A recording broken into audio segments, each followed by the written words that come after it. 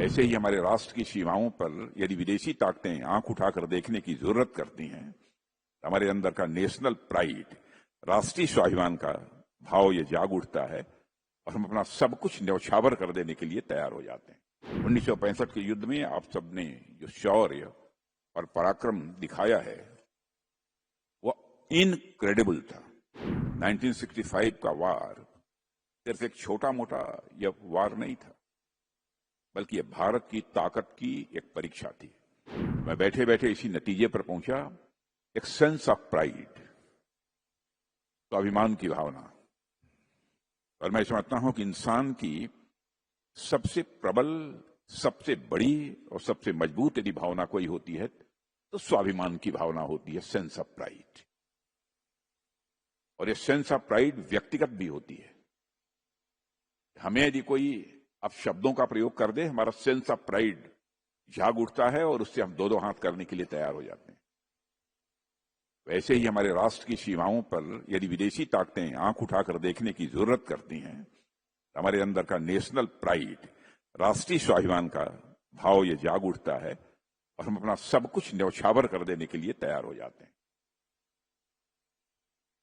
तभी तो हमारे जवान, हमारे अधिकारी उसी राष्ट्रीय स्वाभिमान की भावना के कारण चिंता नहीं करते कि मेरा क्या होगा, मेरे परिवार का क्या होता, शहीद हो जाते हैं। और मेरा सौभाग्य है कि मैं इस कार्यक्रम में मौजूद हूं।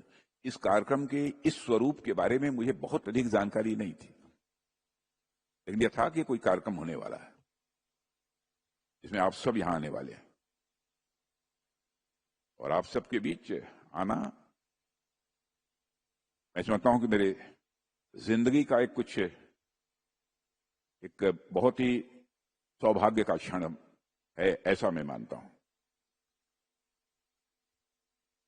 और मैं कह सकता हूं कि राष्ट्र की मिट्टी को आप सब ने अपने पसीने और खून से सींचा है।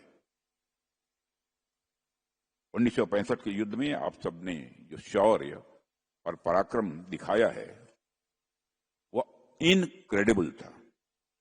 और रक्षा मंत्री के रूप में आज मैं कृतज्ञ राष्ट्र की ओर से आप सभी की वीरता को नमन करता हूं।